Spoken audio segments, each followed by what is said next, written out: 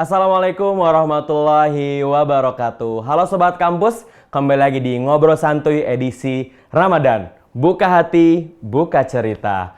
Bareng lagi bareng aku, Hamal Hakimah. Kita bakal ngobrol-ngobrol bareng nih sama Sobat Kampus dan juga narasumber yang pastinya ditunggu-tunggu oleh kalian semua. Sobat Kampus, sebelum itu aku mau nanya nih, kabarnya gimana? Semoga baik-baik saja. Dan pastinya, walaupun di bulan puasa, kita harus tetap semangat beribadah. Ya nggak bener? Nah, kan juga sekarang udah mulai banyak yang namanya undangan-undangan bukber. Aku mau ngingetin buat Sobat Kampus, yang dapat undangan bukber tetap waspada. Kenapa? Karena untuk warga Bandung dan sekitarnya, curah hujan lagi cukup gede nih. Kan kita nggak mau dong bukber tapi kebasahan. Tapi bentar dulu.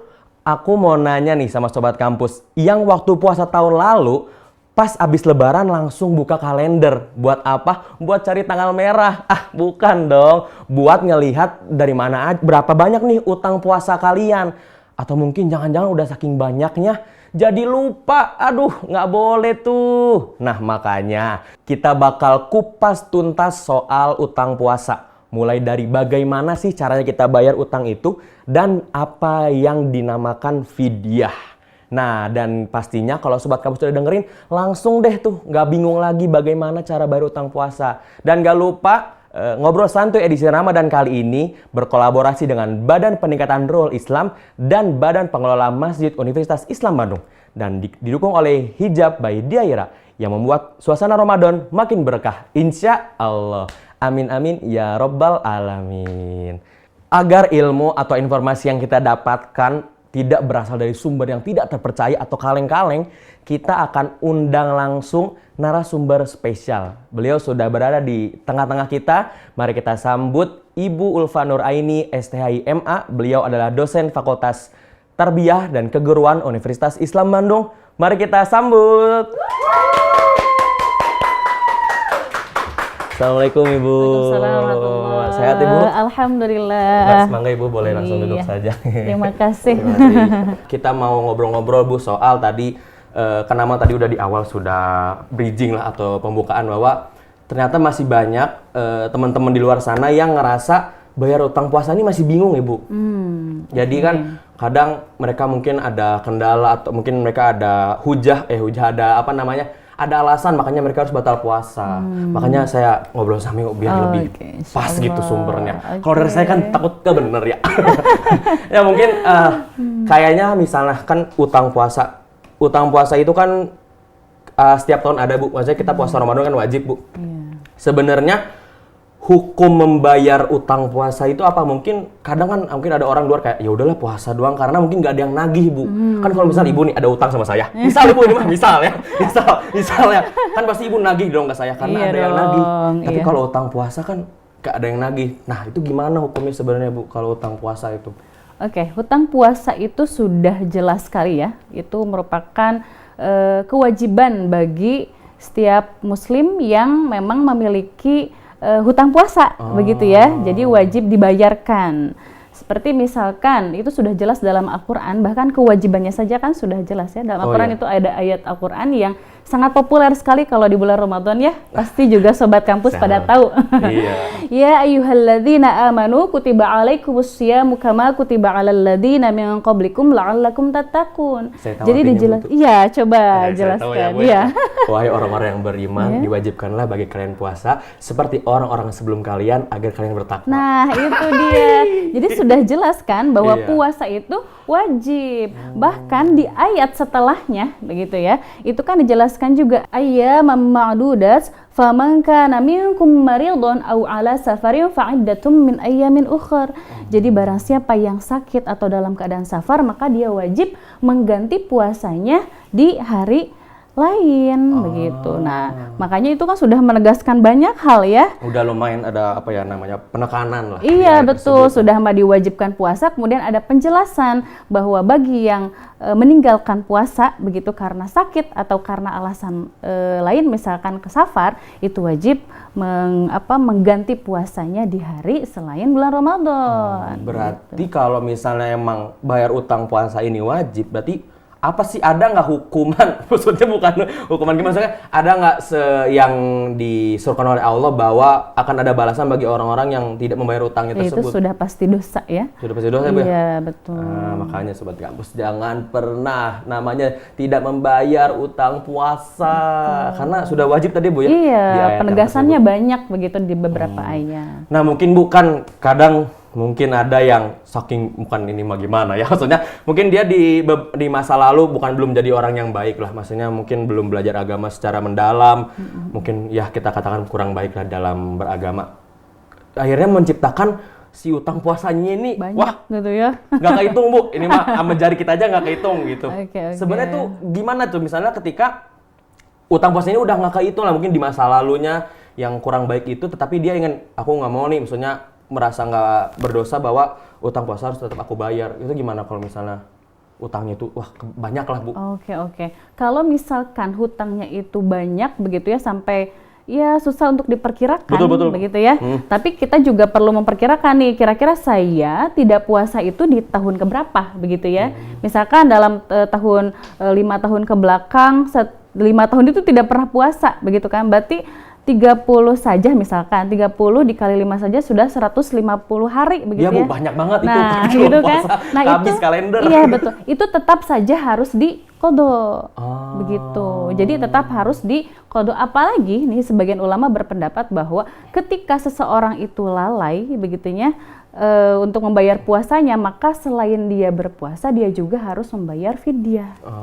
Begitu. Jadi kalau misalkan ada nih teman sobat kampus ya yang selama di masa lalunya begitu ya lama sekali gitu tidak membayar hutang puasa, maka diqodho saja. Diqodho saja. Oh, berarti mungkin kita kayak memperkirakan lah ya. Maksudnya sebisa mungkin kita menghitung nih berapa lama nih kita tidak berpuasa, atau mungkin batal, atau puasanya tidak benar, atau mungkin bayar fidyah nanti ya, Bu ya. Nah, kan fidyah. Dan juga harus dilebihkan. Jadi misalkan takutnya ada hari-hari puasa yang kita tidak tahu nih ternyata kurang, nah lebih baik dilebihkan agar apa? Agar yang hari-hari yang hutang puasa itu memang sebetulnya qodho, maka dia tetap dinilai membayar puasa yang belum dia bayarkan. Tetapi kalaupun misalkan lebih nih ternyata bukan qodhonya begitu, maka dia tetap mendapatkan pahala puasa itu sebagai puasa sunnah begitu. Oh, mungkin biar kayak ada ini, Bu, jaga-jaga ya, Bu ya. Iya, betul, daripada nanti kehati-hatian ya. hati-hati daripada nanti kita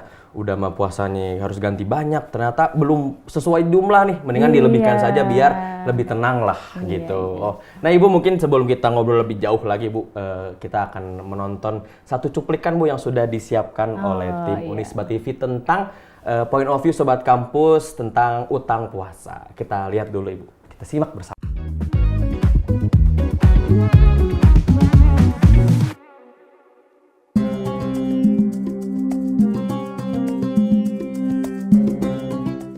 Punya 8 hari. 3, 4, Itu 11 hari.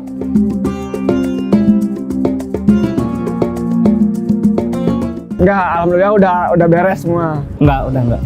Sekarang udah enggak, udah diberesin, udah dilunasin. Aku enggak pernah. Udah enggak?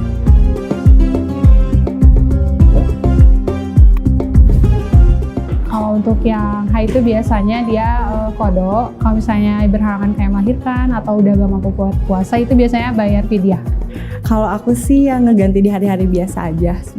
Jadi kayak 11 hari ya udah diganti puasa biasa di 11 hari gitu. Oh, kalau aku biasanya udah nggak pernah nggak puasa gitu ya. Jadi mungkin ngegantinya di Senin Kamis gitu.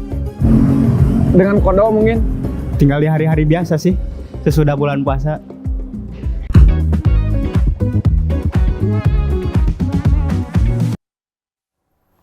Nah, kita udah simak bersama video tentang bagaimana sobat kampus caranya membayar utang puasa. Nah, Bu, ternyata sudah lumayan mengerti lah nampaknya. Tadi juga, alhamdulillah, Bu, ternyata tadi juga ada yang nggak pernah batal. Oh, keren itu. Keren sekali. Nah, itu yang harus dicontoh oleh sobat kampus daripada bayar, Bu ya. Maksudnya harus ngitung banyak. Udah deh, puasa aja cuma 30 hari, masa nggak kuat ya, Bu ya.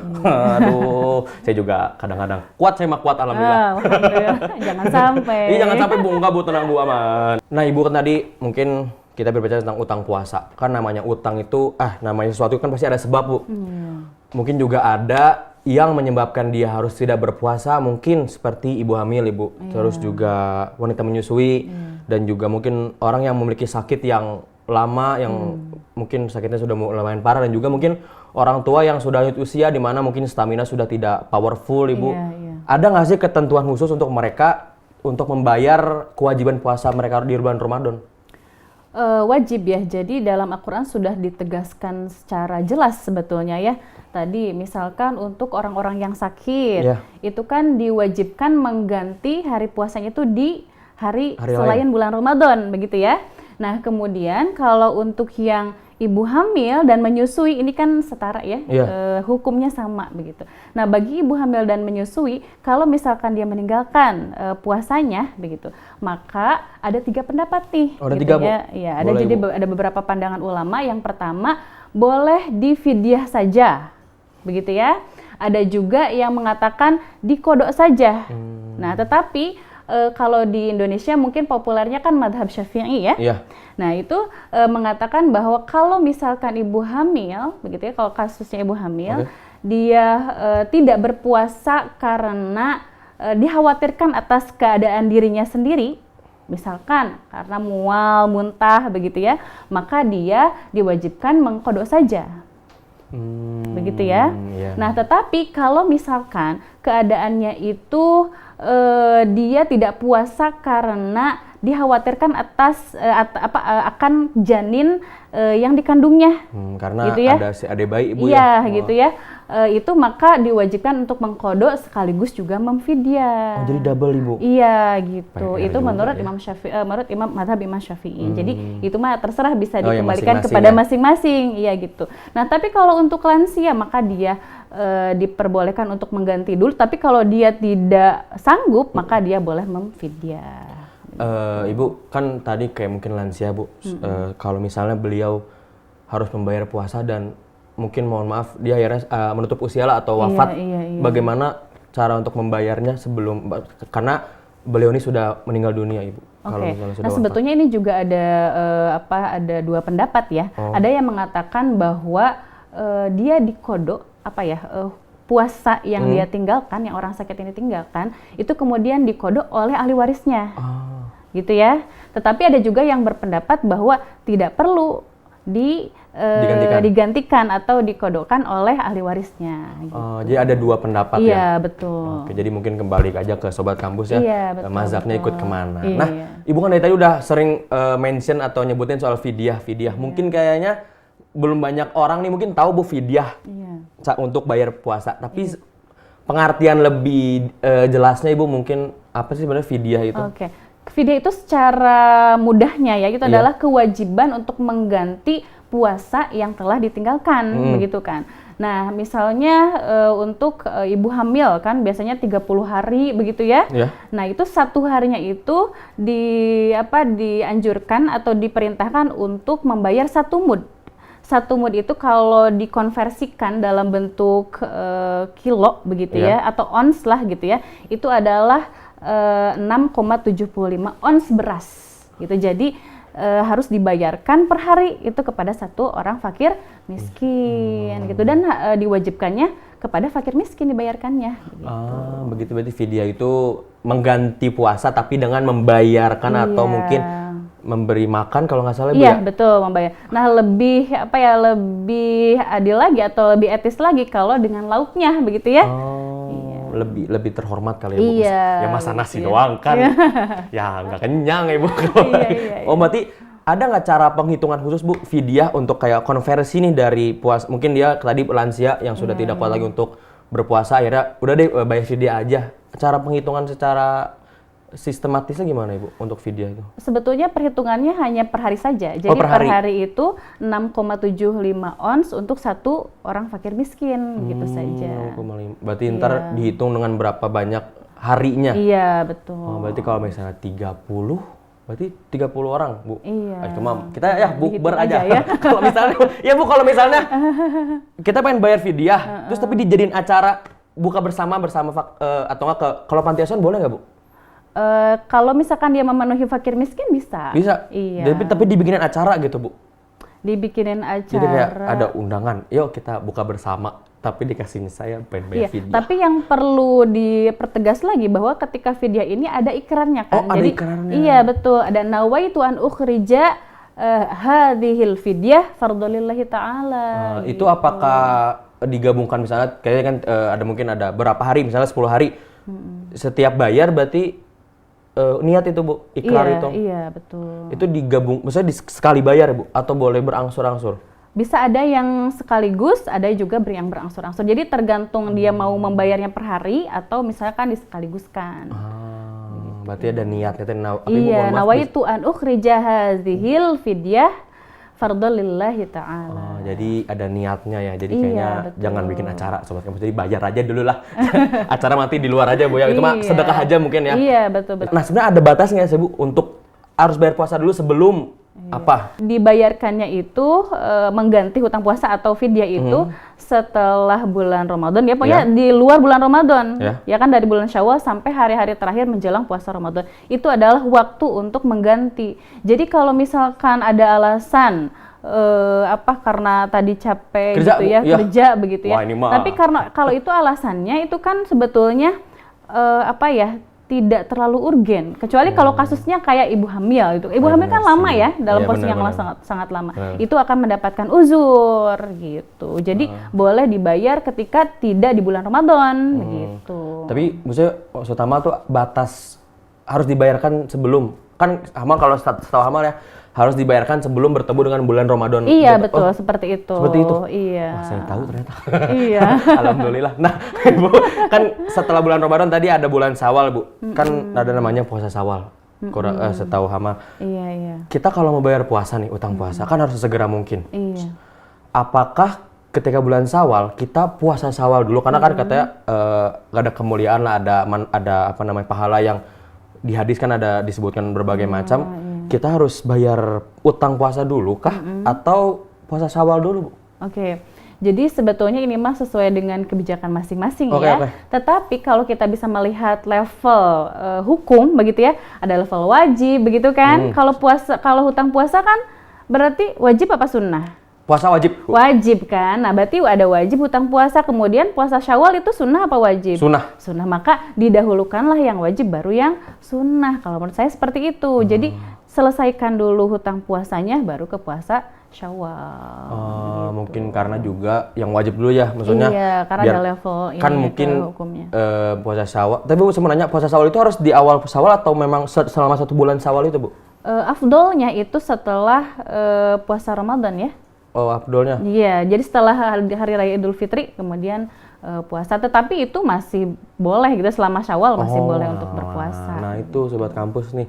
Kalau misalnya mau puasa sunnah, puasa dulu beresin yang batal-batalnya, Bu ya. Iya. Tadi juga bahwa ternyata fidyah itu hitungannya per hari, terus ada niatnya juga, terus karena kita juga harus mendahulukan bayar utang puasa, dan ternyata utang puasa itu wajib karena puasanya pun suatu hal yang wajib, Ibu ya. Nah, itu deh Sobat Kampus ya. Pokoknya semoga nih Sobat Kampus yang udah dengerin kita ngobrol-ngobrol sama Ibu Ulfa tadi, semoga tercerahkan, Ibu. Wah, ternyata bayar utang puasa itu seperti ini ya. Ternyata wah, saya tidak bisa lagi ibarat kata menganggap remeh, Bu, bayar utang puasa. Kadang kan ada aja, Bu, yang kayak lah puasa doang gitu. Dilihat Saya sih bukan, Bu, orang saya lain enggak, Bu. jadinya. Saya mah orang lain, nggak tahu, bukan saya. Saya mah alhamdulillah puasa terus. Nah, aku punya pantun dulu, Ibu. Apa tuh? Buat Sobat Kampus ini dan Iya. buat yang hadir di sini sebuah ya. Jalan-jalan ya Nona ke Minahasa. Cakep. Ke Minahasa ya Nona membeli buah. Cakep. Sobat Kampus kalau punya utang puasa cepet dibayar biar Ramadan makin berkah. Itu dia. Luar biasa. Luar biasa, Ibu ya. Iya. Puasa-puasa tetap harus semangat, Ibu. Iya. Walaupun puasa kita nggak bisa ada halangan-halangan apapun. Closing statement atau mungkin sepatah dua patah tumbuh hilang berganti sebelum patah belum hilang. Buat Sobat Kampus semua di sini mungkin bisa sebarang kata nasihat, Ibu, dari Ibu Ulfa tentang utang puasa ini. Oke, untuk Sobat Kampus jangan lupa catat kalau kalian tidak sedang puasa. Nah, setelah itu kalian baru bisa membayar hutangnya dan jangan sampai lalai, oke? Bye-bye. Nah itu dia sobat kampus ya. Pokoknya kalau misal punya utang puasa dicatat, kalau mau nih biar nggak lupa dibikin banner. Jadi lebih di rumah tuh, wah utang puasa sekian hari nih saya. Nggak bisa dong terlupakan karena tadi wajib ya Bu ya. Iya, Ingat wajib. bro, wajib bro. Nah terima kasih nih buat sobat kampus yang udah nontonin kita dari tadi sampai berakhir nih episode kali ini. Dan jangan lupa pantengin terus Ngobrol Santuy edisi Ramadan. Karena akan banyak episode-episode seru yang akan menanti kalian. Jangan lupa like, komen, dan subscribe. Itu dia. Nah, aku pamit undur diri. Aku Hama dan Ibu Ulfa pamit undur diri. Terima kasih sudah menyaksikan. Wassalamualaikum warahmatullahi wabarakatuh. Ngobrol Santuy edisi Ramadan. Buka hati, buka cerita.